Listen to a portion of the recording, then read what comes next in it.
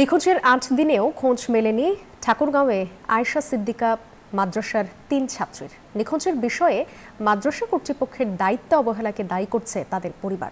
Police বলছে তাদের ফিরে পেতে কাজ করছেন তারা। বিস্তারিত ঠাকুরগাঁও প্রতিনিধি আব্দুল লতিফ লিচুর প্রতিবেদনে। গত ৮ সেপ্টেম্বর মধ্যরাত থেকে নিখোঁজ ঠাকুরগাঁয়ের আয়েশা সিদ্দিকা মাদ্রাসার ৩ শিক্ষার্থী। নিখোঁজ জান্নাতুল ফেরদৌসী তামান্না ও জুই আলেমা বিভাগে অধ্যয়নরত এবং আয়েশা সিদ্দিকা হাফিজি বিভাগের, থাকতেন মাদ্রাসার আবাসিকেই।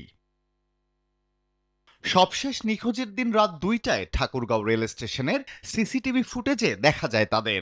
মাদ্রাসা থেকে বের হওয়ার পর কোনো চক্রের ফাঁদে পড়ার আশঙ্কা করছেন সংশ্লিষ্টরা।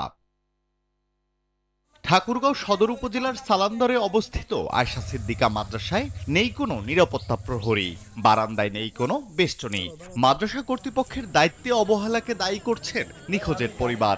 আমার বোন যখন ছুটিতে বাসায় আসতো, সে আমাকে প্রায় বলতো যে ওখানে সে থাকবে না, সেখানে তার উপর বান্ডেল থাকলে প্রতি সেনমানিতে টাকা বাঁচবে। বিকাশ সেনমানি বান্ডেল কিনে জিতুন প্রতি লেনদেনে। নির্যাতন করা হয়, মানসিকভাবে সে টর্চারিং এর শিকার হয়। প্রশাসন হোক বা মাদ্রাসা কর্তৃপক্ষ হোক, কোথা থেকে কে আনে দিবে আমি জানি না, কিন্তু আমার বাচ্চাটা আমার চাই। আর মাদ্রাসা কর্তৃপক্ষ বলছেন উদাসীন আচরণ ছিল সেই ৩ শিক্ষার্থীর। কুরবানির পরে তাদের উদাসীনতা একটু বেশি দেখা যাচ্ছে, বা প্রথম শ্রেণী পরীক্ষার পরে গত থেকে অনেক টাইম যে তা না।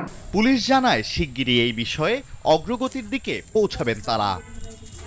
আশা করি যে আজকে বা কালকের ভিতরে হয়তো আমরা যার সাথে কথা বলেছিল তার পরিচয়টি নিশ্চিত করতে পারবো। তারপরে আমরা বের করতে পারবো যে আসলে কেন তাদের সাথে যোগাযোগ ছিল। তবে মেয়েগুলোর অবস্থান যেহেতু তাদের কাছে ফোন নাই, ফলে এই মুহূর্তে আসলে আমরা এখন বের করতে পারিনি। তবে সমস্ত প্রকার চেষ্টা অব্যাহত আছে। নিখোঁজের ঘটনায় ঠাকুরগাঁও সদর থানায় একটি অপহরণ মামলা করেছে তাদের পরিবার। Desk report, news 24।